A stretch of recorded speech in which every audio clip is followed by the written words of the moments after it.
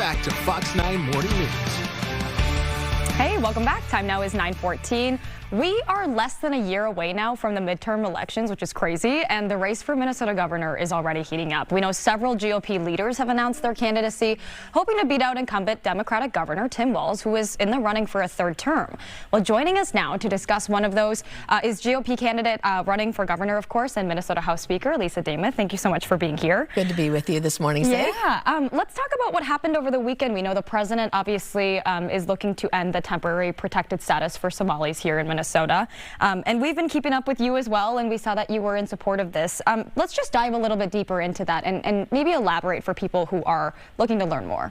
When we know that there's record fraud here in the state of Minnesota, that is something that we've been sounding the alarm on since 2017 or even earlier. And we've had a lot of trouble getting attention. So when I became speaker this last year, I established the Fraud Prevention and Agency Oversight Committee.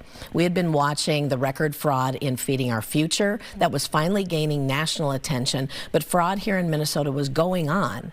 And it's always important to recognize that when there is fraud, it means those tax dollars are not going to the people that need it the most. It's going to fraudsters. And so the work that our fraud committee was able to do this year, plus with the national attention and the U.S. acting attorney Joe Thompson, and really shining a light on this, we know that fraud here in Minnesota has to stop. Yeah. All of these different agencies that have either let it go by and still paid out. We know there's been an explosive growth in autism services, in the Feeding Our Future scandal. There's been fraud, 28 issues of fraud since Governor Walz took office in 2019. That's too much for taxpayers. I am glad that you elaborated a little bit on the fraudulent activity that you guys have been seeing here, because I think, you know, for more people have been trying to understand exactly what has been going on, so it's nice that you were able to touch on that.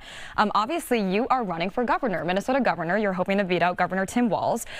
Let's talk about that. We know that the race here is pretty packed, especially when it comes to GOP candidates.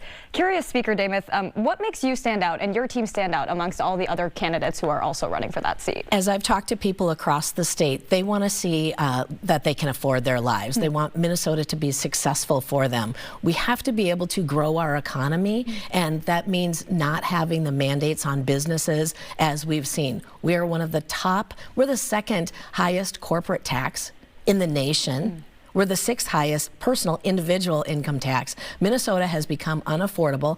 Well, we've just touched on fraud. That means that we are having tax dollars go out. The other thing that we've seen is our test scores overall for our kids in school in Minnesota.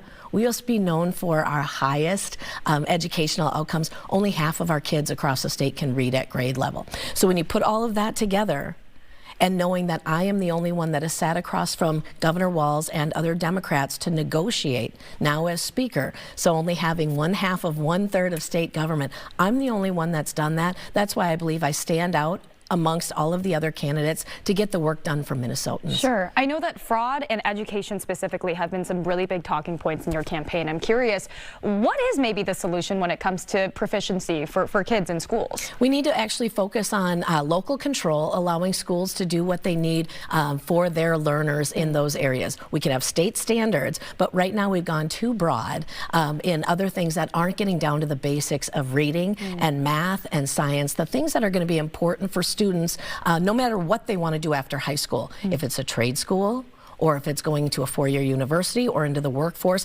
all kids need to be equipped. And the least that we can expect is that they would at least be able to read at grade level. Yeah, I know we're starting to run out of a little time here. Really quick, I do want to ask you, we are in a time of political divide, obviously, as you know. How are you going to maybe help ease the tensions and reach across the aisle, especially here in Minnesota? I've already proven that I've done that well. As I negotiated along with now former Speaker Melissa Hortman, we negotiated an organizational agreement because of the tie in the House, proving that Democrats and Republicans can work together. We did that this entire year, getting a state budget passed. We were able to deliver, and I led the charge on delivering $5 billion in reduction in spending. We still have a deficit coming up, but we were able to do very good things. I have always been able to respectfully work across the aisle, agreeing that we're not going to agree on everything, but the violent political rhetoric has to stop. And it can start with me It can start with each one of us as elected individuals. Yeah, I appreciate that perspective. Thank you so much for joining us again. That's House Speaker Se Kwon for us.